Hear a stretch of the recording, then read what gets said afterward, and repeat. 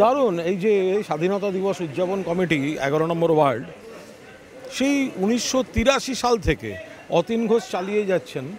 এই যে রাত্রেবেলা ফ্রিডম অ্যাট মিডনাইট ১২টার আগে ওই সময়টা দিয়ে জাতীয় পতাকার প্রতি সম্মান জানানো এবং স্বাধীনতা দিবস উদযাপন, এটা একটা অভিনব জিনিস অতীন ঘোষ শুরু করেছিলেন। তখন সিপিএম জমানো, অনেক বাধা বিপত্তি ছিল। সেইভাবে চলতে চলতে এটা ৪২তম বর্ষ। এখন আর একদিনে হয় না, একাধিক দিন হয়, নানা সোশ্যাল কর্মযজ্ঞ থাকে এবং অতীনদা বিভিন্ন ক্ষেত্রের মানুষকে এক জায়গায় আনেন, শিল্পী, সাহিত্যিক, গুণীজন সম্বর্ধনা এসব থাকে। সব মিলিয়ে এটা অত্যন্ত সময়োপযোগী, তাৎপর্যপূর্ণ।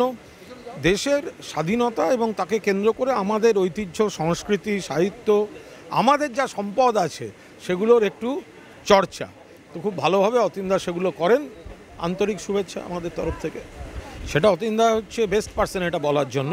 তো সেই সময়টা তো সিপিএমের জমানা ছিল, তারা আবার ঠিক দেশাত্মবোধ বিষয়টা খুব একটা গুরুত্ব দিত না।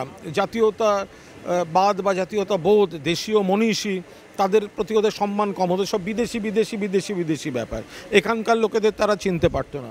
সেই সময় তারা তো একটা সময় জাতীয় পতাকাও তুলতো না, ইয়ে আজাদি ঝুটা হয় বলতো। সেইখানে দাঁড়িয়ে বাংলার মাটিতে কলকাতার উপর ১১ নম্বরে এই অনুষ্ঠান করা, স্বাধীনতা দিবস উদযাপন করা, সেই কনসেপ্ট থেকেই আজকের প্রজন্মকে নতুন করে তৈরি করা, সেটাই সচেতনতা বাড়ানো, ইতিহাসকে সম্মান জানানো, স্বাধীনতা সংগ্রামীদের সম্মান জানানো, সেই কারণেই শুরু।